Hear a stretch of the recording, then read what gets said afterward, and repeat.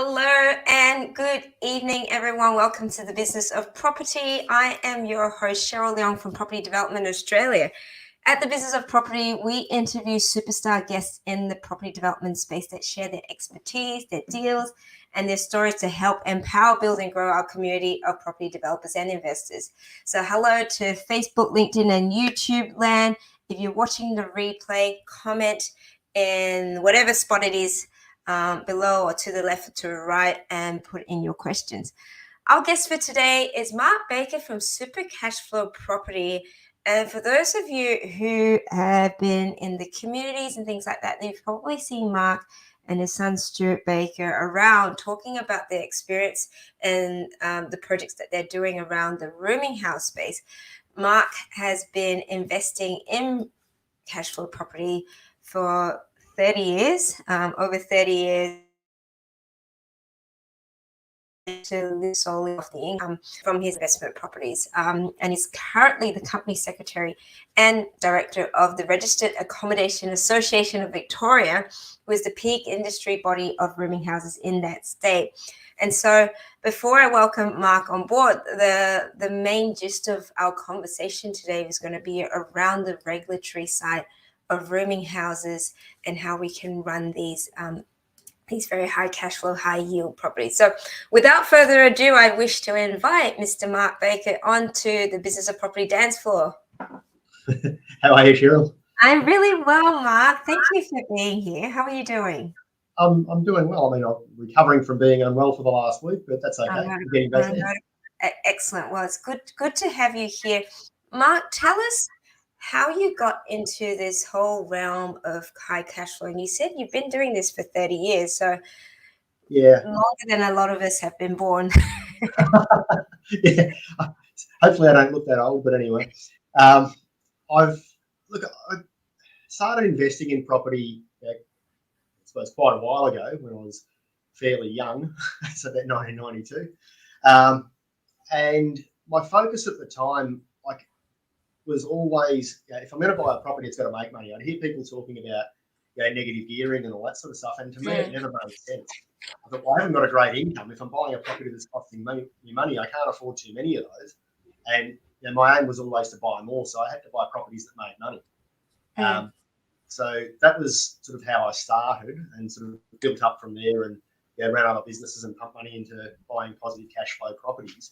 And it's probably about 12 years ago now that, through running a variety of businesses, and some of the businesses had done well, some hadn't, lost some money. And I thought, well, really, it's property that's always carried me through. Business has been up and down, and property's always carried me through. So made the decision back then to go and say, well, okay, I need to figure out how I'm going to live full time off property. And it was actually a customer in one of the businesses that suggested to me, why don't you do what I do? And it's like, what is it that you do? Oh, well, I rent out rooms in the house. And it's like, tell me about how that works. And got started in it, and from there just went, continued on and on and on with it, and learned more and more about it. Just read the legislation, understood how things work, got involved in the industry association you mentioned before, the Registered Accommodation Association Victoria. Learned from other people who'd been doing it longer than I had, and just put everything together. And it was pretty challenging to begin with because, as we're going to talk about, there's a heap of different legislation and regulations that apply, and you can't really find all that in one spot.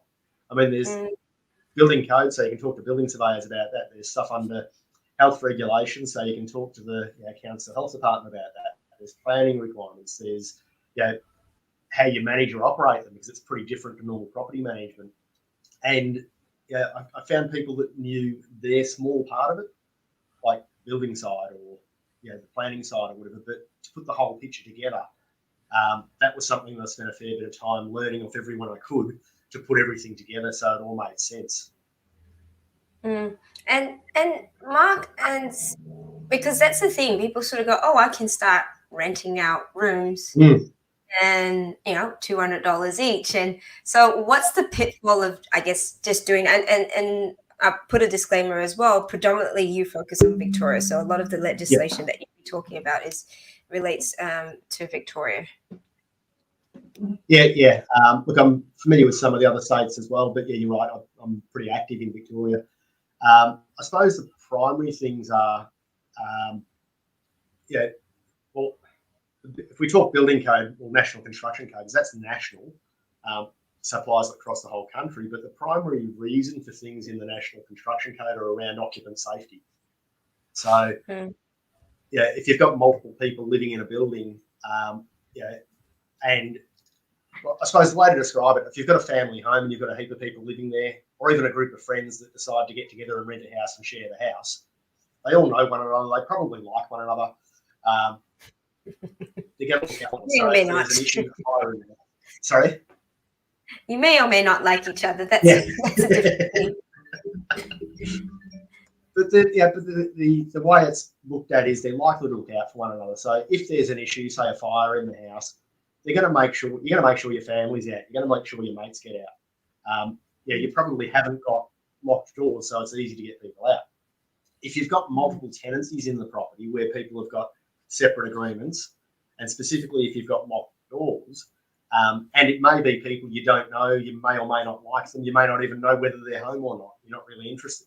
There's requirements in the building code for additional fire safety and early warning, like interconnected smoke alarms, evacuation lighting, all that sort of stuff, to make sure that it's a safer environment for multiple tenancies. So that's the building side of things. Of course, there's planning requirements that vary state to state. So whether it's a permitted use in that zone, what the parking requirements are for that use, and a whole heap of other stuff. Then there's also, like if we talk specifically Victoria, but Queensland has similar stuff as well. There's minimum standards for amenity in the property. So what you've got to have as far as types of door locks, to be able to exit the property without a key. Standards for what you're required for dining facilities, laundry facilities, all that sort of stuff. There's a whole heap of standards and regulations that need to be met. And we've talked about 3 pieces of legislation so far, and there's more. I mean, Victoria's got licensing as well. So you need to have a license to operate a rooming house in Victoria. And it's not a real estate license, it's a different licensing scheme. So, there's a whole heap of requirements, but a lot of it comes about from the mindset of occupant safety, which I think is pretty important. And so in terms of sort of directly converting a residential home into what would end up being separate tenancies and things like that, what are the things that we need to consider? Like, it's not, so really, is it illegal to be renting out rooms? I mean, let's start off. Is it illegal to rent out individual rooms to begin with? Well, technically, yes, but it'll depend under what legislation as well. So, I mean, a lot of people will say, let's continue on with Victoria, and there's different numbers in different states. Queensland's the same, New South Wales is a bit higher. There's a definition of rooming house that pretty much every piece of legislation uses. It comes from the Residential Tenancies Act in Victoria, which is 1 or more rooms available to rent to 4 or more people. So I hear a lot of people saying, oh, well, if it's not 4 people, then it's not a rooming house, and I don't need to comply with anything else.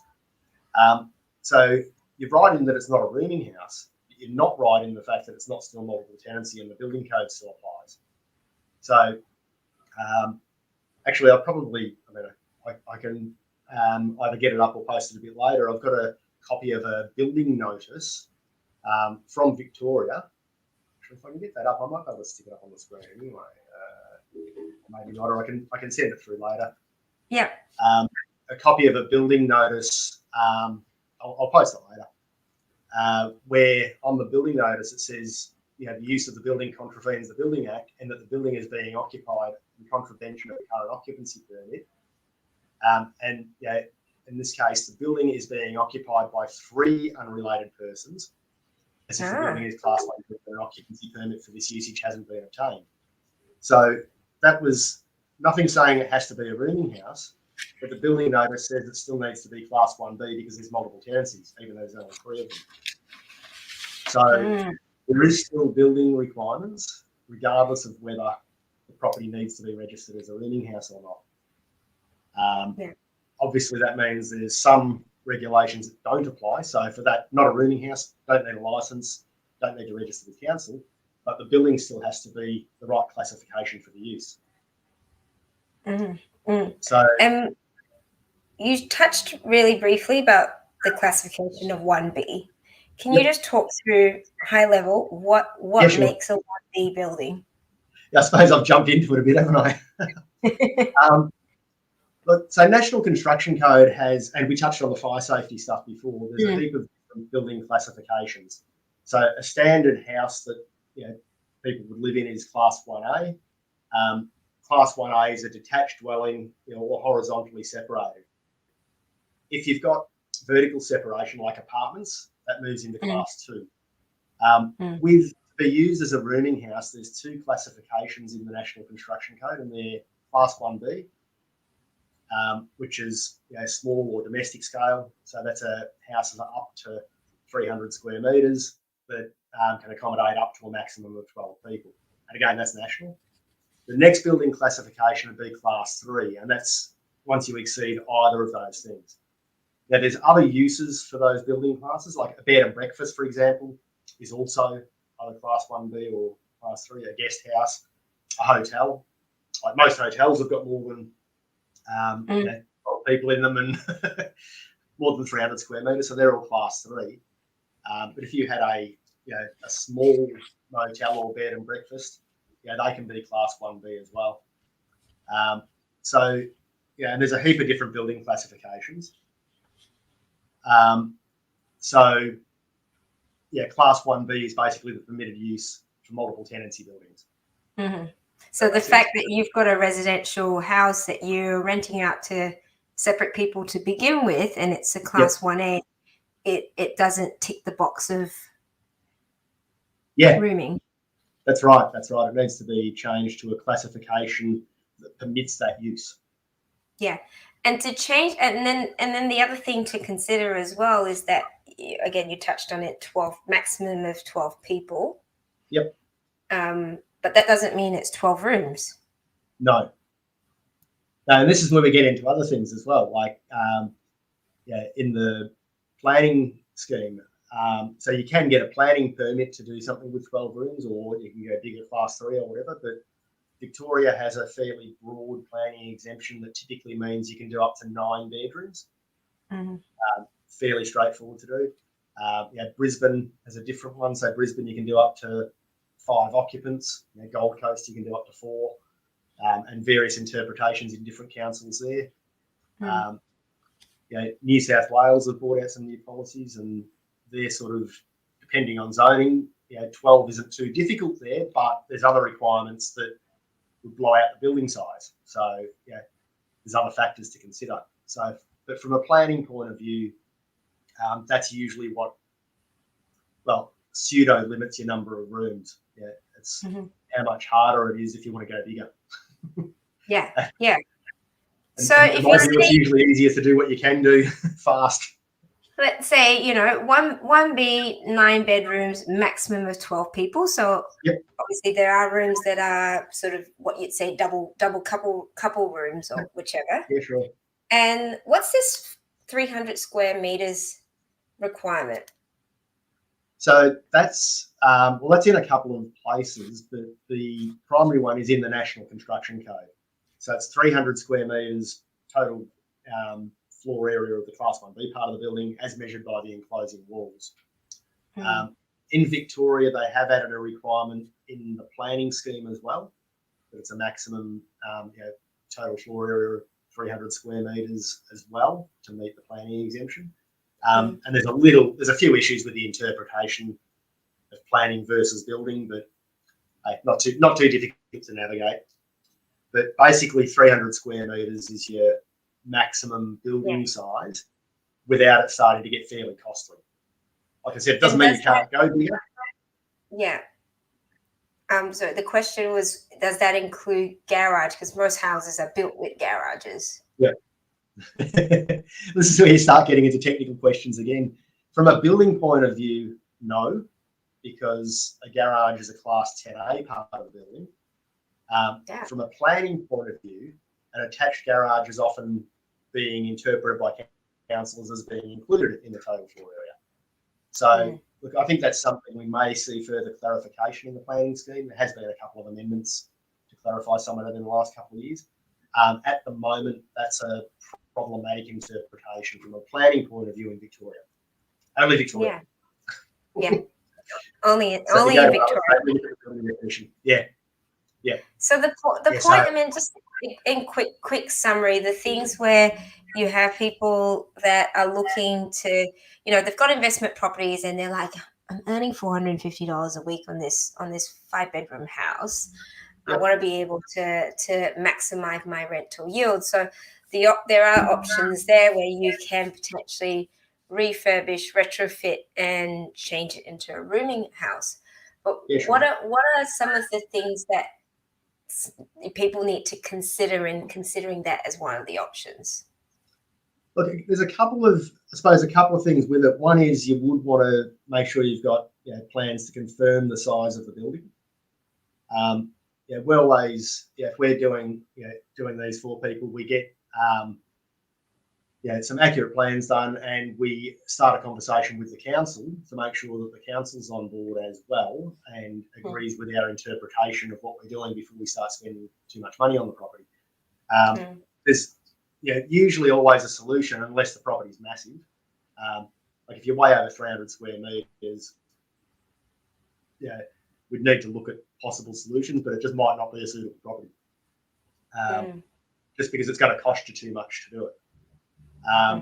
The other things that need to be looked at, what you're providing in terms of amenity.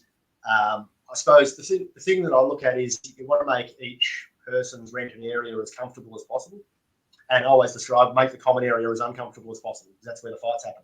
Right? Keep them apart. Yeah. So stress that bit again, Mark, because it's not about providing a separate living lounge with TVs and all of that. You actually want to make it uncomfortable. And why is that? My aim is to make common areas uncomfortable because I want people to spend their time apart.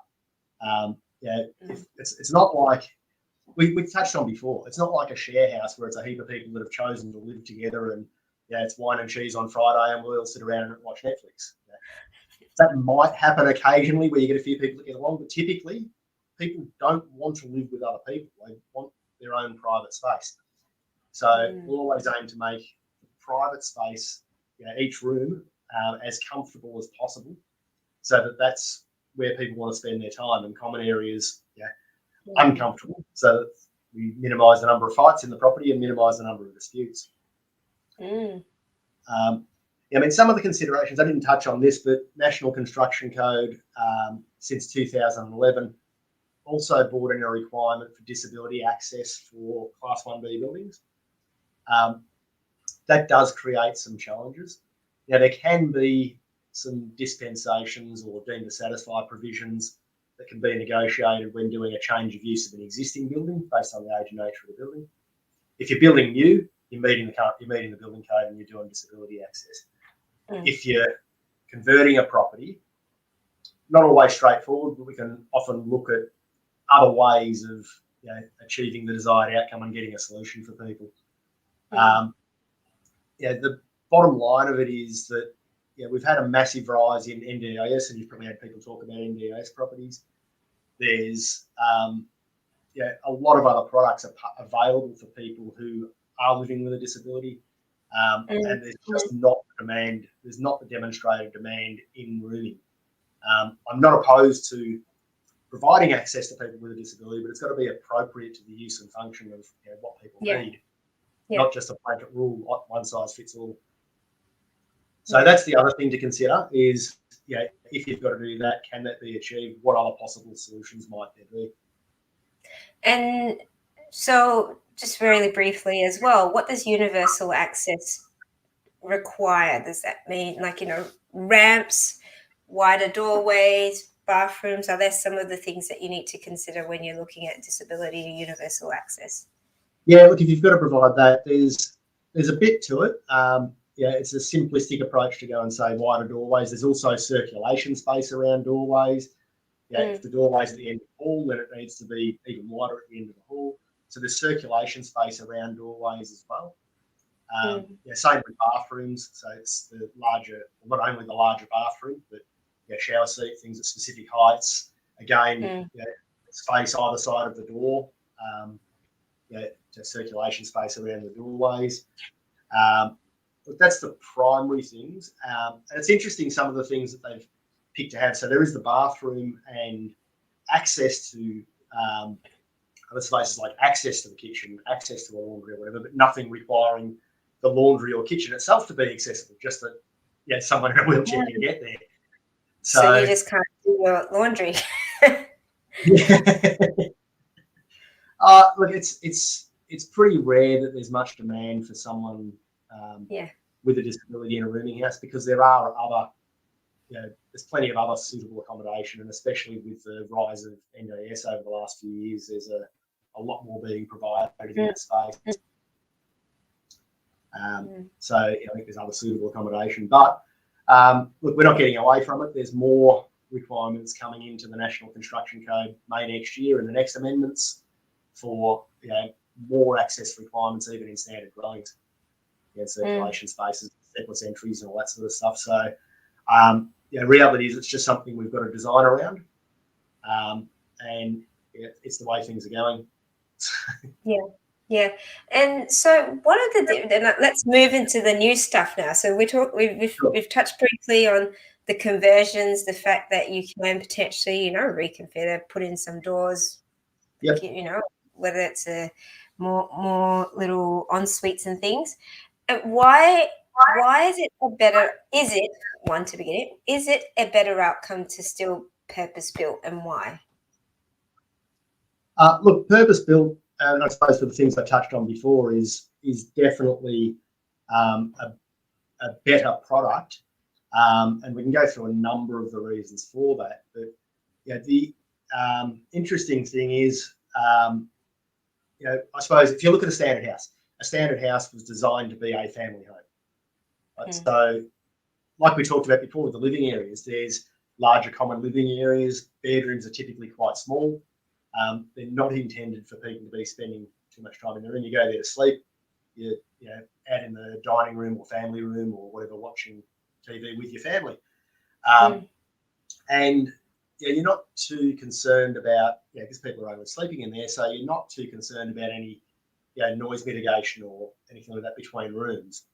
So when you're purpose building, you can add a heap of other stuff. You can put more soundproofing between the rooms. So that you're not woken up by your neighbour snoring who you don't know, right?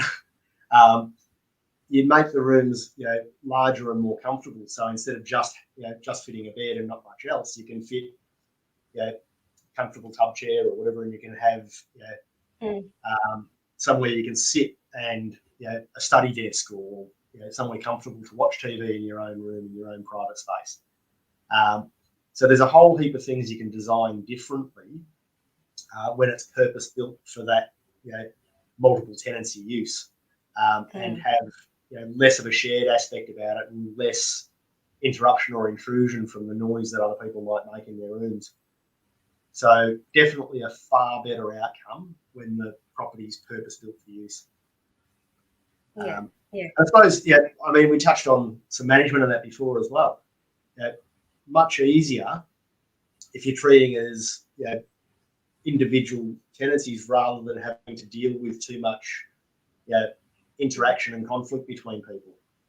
So however you can design it to minimise that conflict, far better outcome.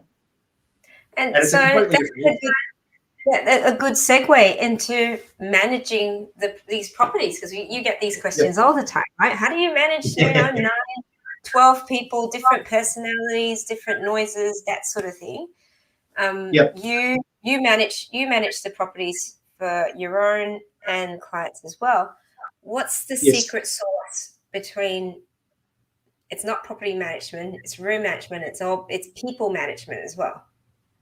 It's a lot more to do with the people, than it is the property. So there's a fair bit to it, and it's like I suppose a bit of a different setup. And I did mention before the rooming house operators licensing in Victoria.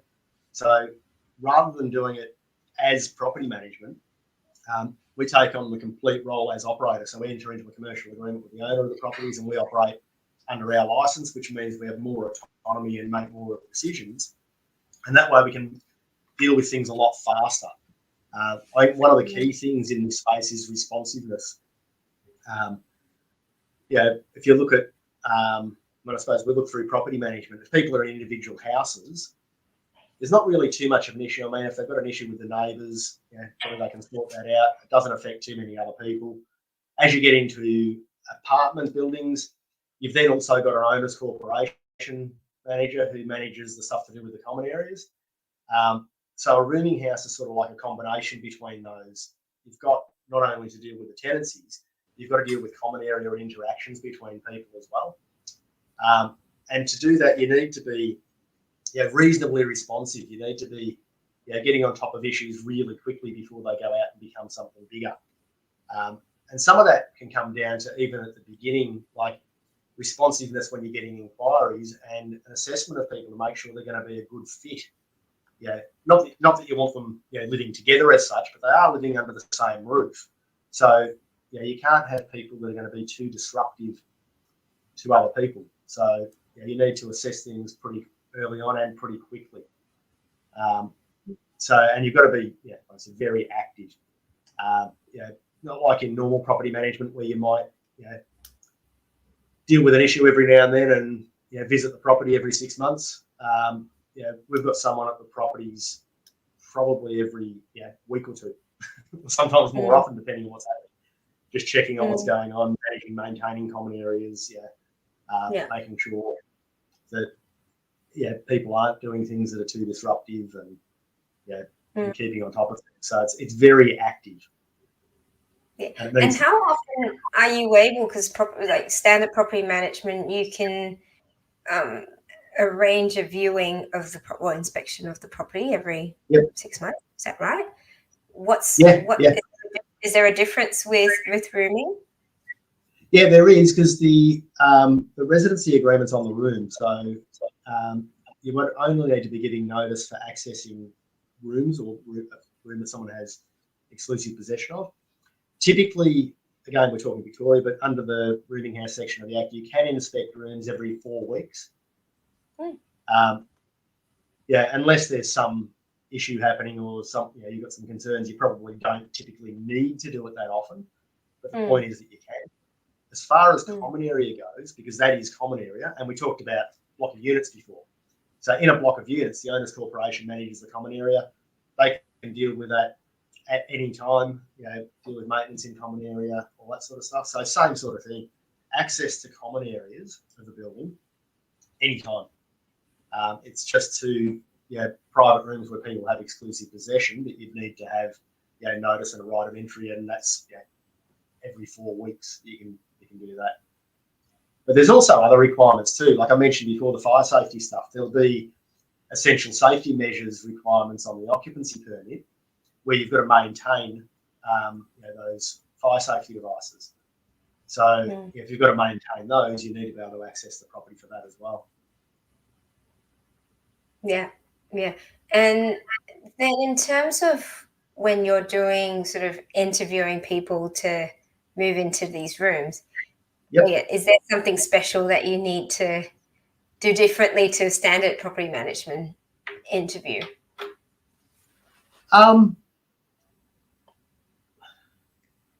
It varies, I suppose. I mean, there's a number of markets, and I suppose it varies a little bit on who that market is, but you do want to try and find out a little bit of history, like have they lived in similar style of accommodation before? Do they know what they're getting into? In some ways, you probably, I mean, it's I suppose a bit of a learned skill. In some ways, you, in some cases, taking a little bit more of a gamble with people, like whether you think they're going to be a good fit, how they present, and making some decisions based on that rather than trying to rely too much on what they have in terms of rental history, because you do get a lot of young people that don't have much of a rental history either. So, and they need to get a start somewhere. But if you're actively managing, you can keep things running pretty smoothly. Yeah. And what are the requirements if you find that someone's not the right fit, they're a pain in the bum to work with, to live with more than anything else? Yep. What are the requirements for notice? Because it is, I mean, tenancy regulations are generally sort of in favor of the tenant, right? Yeah. Yeah, look, there's a little bit more control in the rooming house section because it is recognised that there's people living together. The notice periods are shorter, but there still needs to be an at-fault reason. Like if there's just conflict between people, often it can be a conversation with them to say, hey, look, this isn't working out. You're really going to need to find somewhere else. We're not going to go with anything yet, but we need to agree that it's not working and you need to be looking at getting on the move. The other thing that I find pretty handy is because I'm operating a reasonable number of them. I find sometimes if someone's not a good fit in one house, they might be right in another house. So we can sometimes move people between houses to resolve issues pretty quickly as well.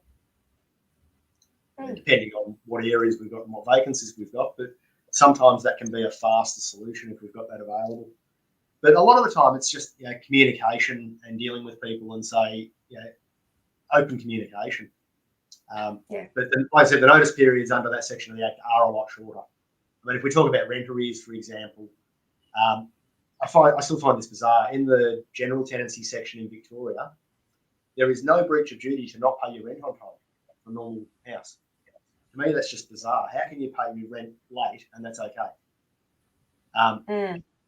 And the only recourse in the general tenancy section is 14 days late, you can get a 14-day notice to vacate. You may not necessarily want somebody out, you just want them to pay their rent. Yeah. In the rooming house section, it's a breach of duty to not pay your rent on time. So you can issue someone with an official notice under the Act if they're late paying their rent. And that can escalate to notice to vacate if they're late 3 times if you really wanted to. But the main point, I think, is to try and get it paid. And even for a notice to vacate, I mean, it can be a 2-day notice to vacate once there's 7 days in arrears on rent. So much faster to be able to deal with issues. And incidentally, that's one of the things that attracted me to begin with when I started doing rooming houses 12 years ago, was the ability to deal with issues faster. So and there's more flexibility and more control for the rooming house operator.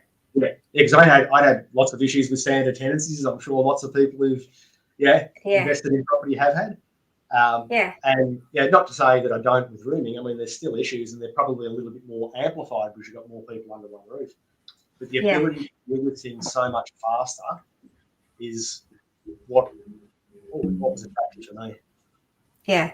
So, I mean, the question will then be, because there's a bit more involvement and there's sort of more hands-on, what does that translate to in terms of the cost to run a rooming? Like, is it still worthwhile when you've got these extra costs and the turnover of tenants as well? What's your experience in that regard? Look, I've gone pretty full on into it. So from my point of view, it's been worthwhile. It's definitely more work, and there's definitely more costs involved in doing it. But when you talk about if you're buying a standard house that brings in $500 a week compared to something that brings in $2,500 a week, it's like, even if you're spending $1,000 more a week on expenses, which you're not, you're still $1,000 a week better off. So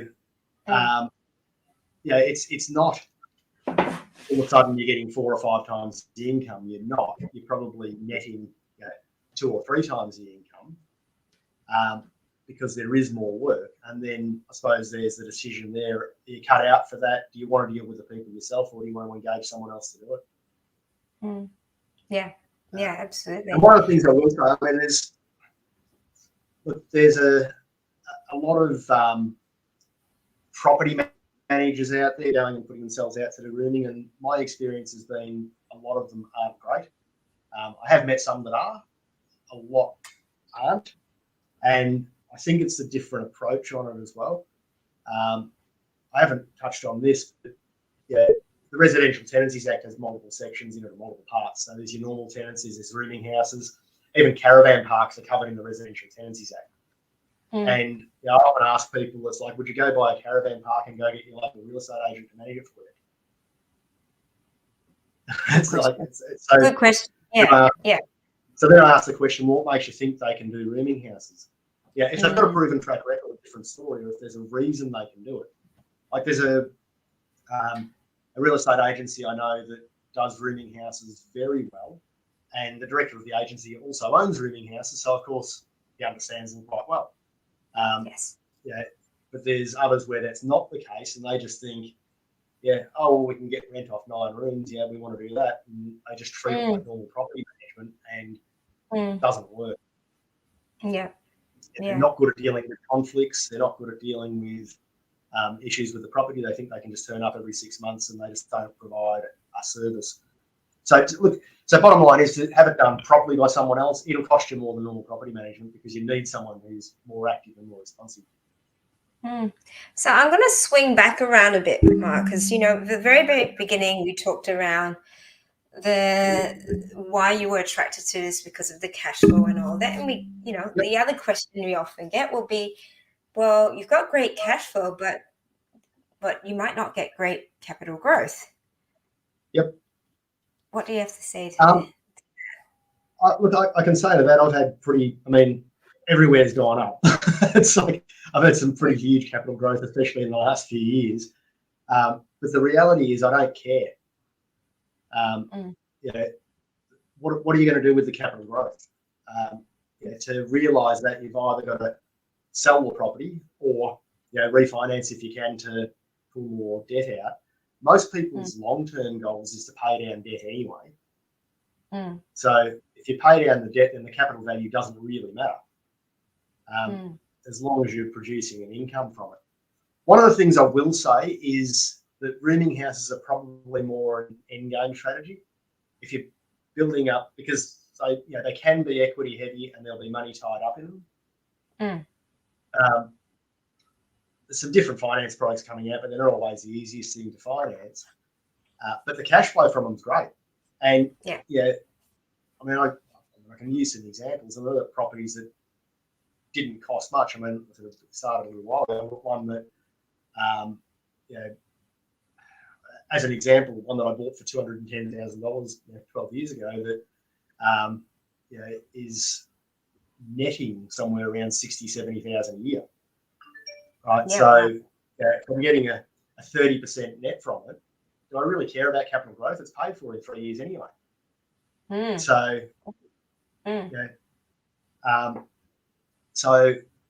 saying that, the property's gone up anyway.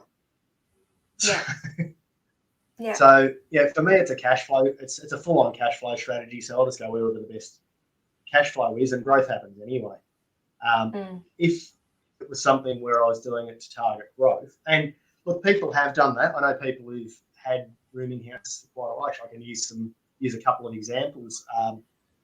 The buildings that we used as the block on Channel 9. We won't talk about the current block, but 2018 and 19 was 2 big old Class 3 rooming houses in St Kilda, where people had been running the properties, making money running the properties for quite a long period of time.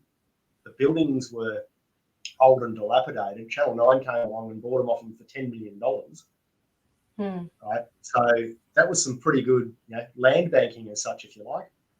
They made some money from running it for a while and cashed out in a big way at the end. And that is happening in some of the areas where there's some older properties that have been used as rooming houses that are run down now. The underlying land value has gone up to the point that is it worth continuing running a rooming house or just cash out? And that is happening, and that's where we're seeing some placement of the stock with some of the newer build stuff that's happening now as well, and it's massively needed. If we look at single person households, I think the 1960s, that 10% of the population was single person households. 2000 it was 19.3%, 2010 24.3%, and that's accelerated over COVID. I think over the last couple of years where people were living together, they thought, well, we don't like this all that much, and they moved out, and household size actually reduced further over COVID. And most suburbs you look at now, you're probably 35% single people. That's a huge percentage. That's a huge percentage. So that stock needs to be replaced. I mentioned a couple that a couple of the class 3 ones that got sold to Channel 9, and we talked about the capital value of the underlying land with the older rooming houses, and all of the blocks of flats were built in the 50s and 60s. A lot of that's not replaced; that's old stock. So there's a massive demand to provide suitable stock for single people. Yeah. And you asked before about purpose-built or conversion. I think purpose-built is definitely the superior product, because it creates something people are much more comfortable living in. And I know you're doing a lot sort of outside of the main city. Are you getting similar, a lot less, more rent per room being in regional compared to being in sort of the CBD area? Look, we do a bit of both. I prefer regional because the land value's a lot less. I've still had good growth in the land for anything that I have had. But the rents, I'm not finding are that dissimilar. And there's been a lot of demand in regional. And before COVID did push a lot of people out, so we had massive demand in a lot of those regional areas. And I'm really not finding the rents that much lower. Occupancy rates are strong. So percentage return has been much better, in my experience.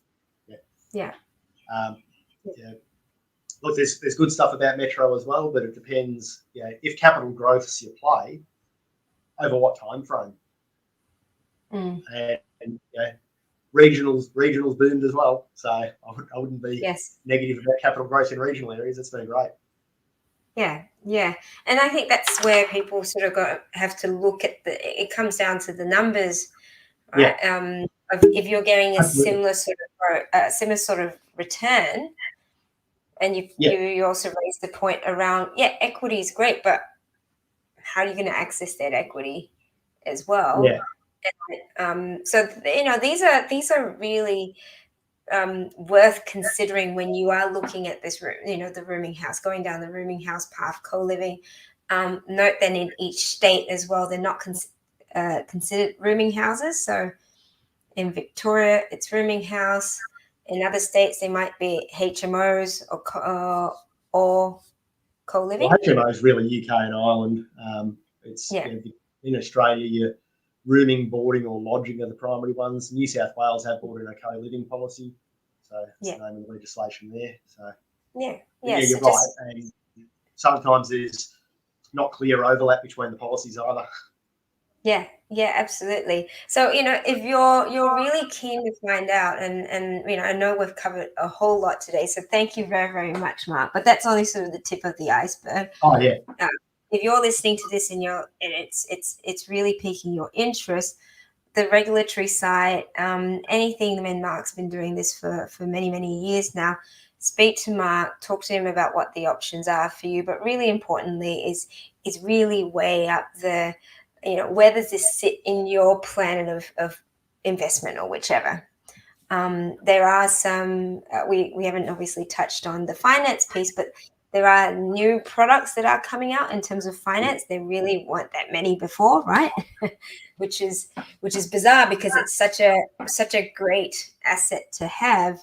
And, from a lending perspective, it diversifies any sort of risk because you've got nine incomes coming in or whichever, depending on how many rooms. Interesting thing with the finance that you're touching on now is that really hard for valuers to value because they don't get sold very often. Because why would you sell it with cash flow like that?